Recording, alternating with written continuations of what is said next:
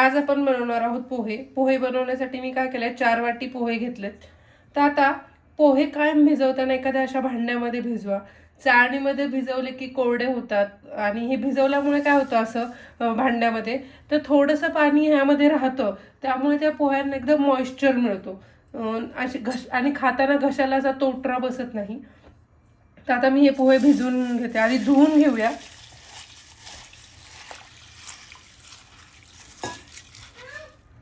हे पहा, स्वच्छ पोहे धुतलेत मी. आता हे पाणी काढून टाकूयात.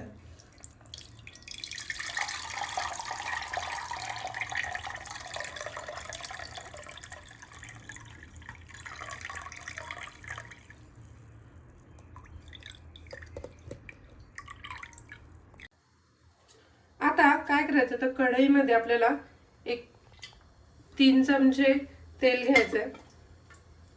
पोह्यांना थोडं तेल जास्त लागतं, तरच एकदम रेस्टॉरंट स्टाईल पोहे होतात.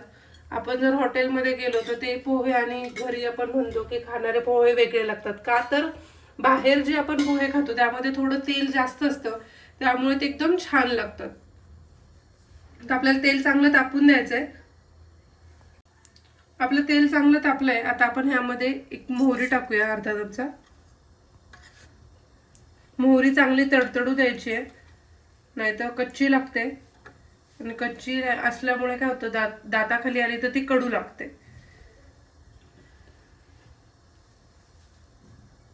आपली मोहरी चांगली तडतडली आहे. आता आपण ह्यामध्ये टाकणार आहोत जिरं. तर मी एक अर्धा चमचा जिरं टाकते. जिरं चांगलं तडतडू द्यायचं आपल्याला. आता आपण ह्यामध्ये टाकणार आहोत हिंग. गॅस बारीक करायचा आहे.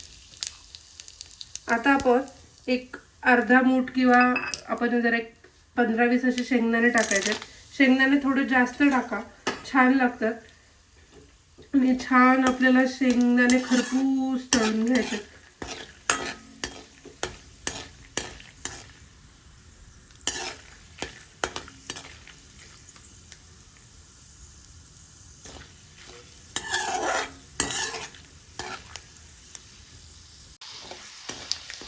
तुम्ही बघू शकता आपले शेंगदाणे छान तळले गेलेत. आता आपण ह्यामध्ये टाकणार आहोत एक बारीक चिरलेला कांदा.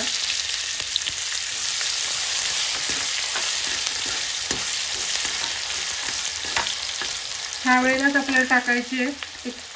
मी 4 वाटी पोहे घेतले, त्याने थोडे तिखट पोहे करायचे मला, म्हणून मी 4 हिरव्या मिरच्या बारीक चिरून टाकल्या. आता आपल्याला कढीपत्ता टाकायचा आहे. मी 4-5 कढीपत्त्याची पानं टाकते. व्यवस्थित कांदा हा आपला गोल्डन ब्राऊन झाला पाहिजे.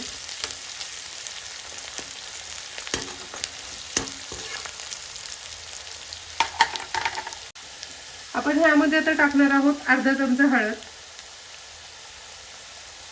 आणि व्यवस्थित मिक्स करून घेणार आहोत.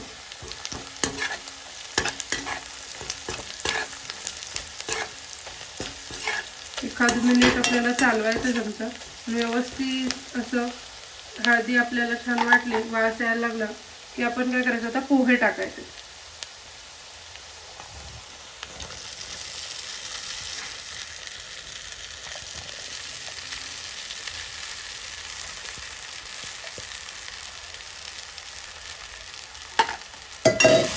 आणि लगेच हलवून घ्यायचे पोहे.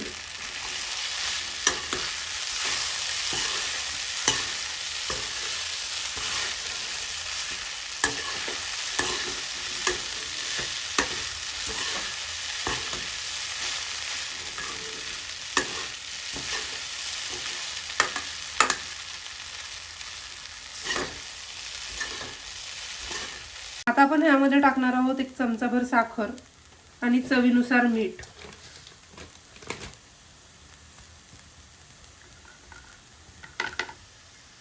व्यवस्थित असं मिक्स करून घ्यायचं.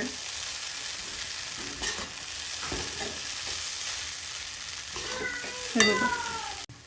आता आपण ह्यामध्ये टाकणार आहोत बारीक चिरलेली कोथिंबीर. पोह्यामध्ये थोडी कोथिंबीर जास्त टाका, छान लागते. आणि आपण एक अर्धा लिंबू पण पिळून टाकणार आहोत. व्यवस्थित एक हलवून घ्यायचं. आणि 1 मिनिटभर आपल्याला हे पोहे हलवायचे आणि बंद करायचे असतात.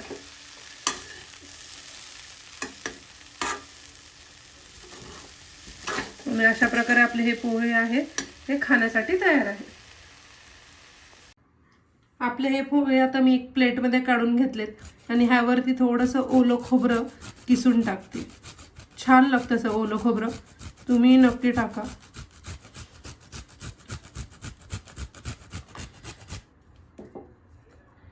अशा पद्धतीने आपले पोहे खाण्यासाठी तयार आहेत.